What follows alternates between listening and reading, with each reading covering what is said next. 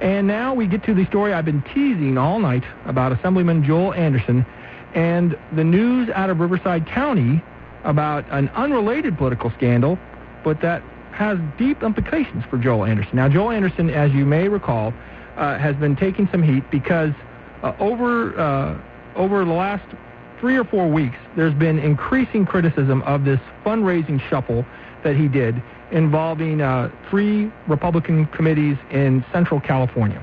Basically what happened was that 4 Anderson supporters each donated $10,000 to the Fresno County Republican Central Committee, which then in each case contributed $9,500 to Anderson's 2010 campaign fund. Now, the individual limit on contributions to legislative candidates is $3,900. So this was done, the appearance certainly is, to get around campaign finance laws. The report by the Union Tribune also detailed how Anderson transferred nearly $100,000 that was left over from his 2008 Assembly campaign fund to Fresno County, Placer County, and Stanislaus County Republican committees, which then sent about the same of money back to his fund for his 2010 campaign when he's expected to run for state senate. Why would you do something like this? Because it allows Anderson to receive new donations from the same individuals who gave the maximum to his Assembly campaign in 2008. Now, this looks, with an order of certainty approaching DNA evidence, like this is an obvious attempt to avoid the intent of campaign finance laws. It looks like money laundering. That's what I think almost anybody who looks at this would assume. The idea that it's a coincidence, well, the odds of that are like much higher than the odds of you being hit by lightning at night. So, the Union Tribune, where I work, wrote a scathing editorial calling it a sleazy scam and calling on Anderson to return the tainted donations. The State Fair Political Practice Commission announced that it was investigating, and things did not look good for Joel Anderson. And so last week it was reported, first by the Fresno Bee and then by the Union Tribune, that Anderson had in fact returned the tainted money. But is that enough? Will that get him off the hook? I don't know. My initial assumption was if he gave the money back, that this might be a done deal. It would be an embarrassment, but it wouldn't hang over him. But the Fair Political Practices Commission immediately said that it was continuing its investigation, and it would consider all possible sanctions, including potentially, apparently, a criminal referral. But you know what?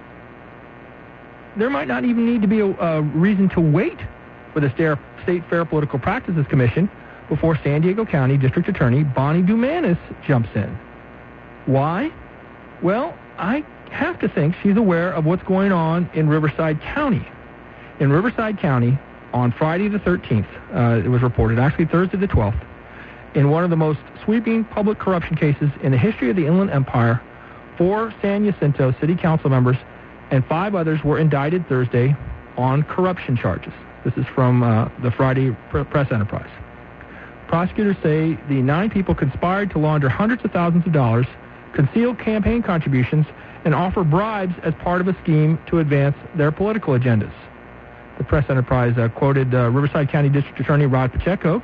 These elected officials were entrusted with power and misused that power to advance their own political ambition and to satisfy their greed. The indicted politicians were San Jacinto Mayor Dale Stubblefield, Vice Mayor John Mansberger, Councilman James Potts, and Councilman Jim Ayers. And there were the 5 others who were also indicted. Now, the 155-count indictment includes 56 felonies and 99 misdemeanors, including money laundering, tax fraud, bribery, perjury, and filing false government documents.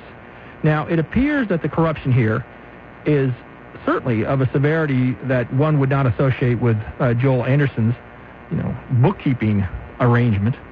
I don't see any evidence that, this is not akin to bribery. But the fact is, the great bulk of the charges against these politicians in Riverside County involve what?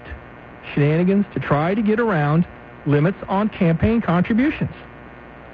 The officials are accused of a complex scheme of kickbacks to campaign contributors or outright deception on campaign forms.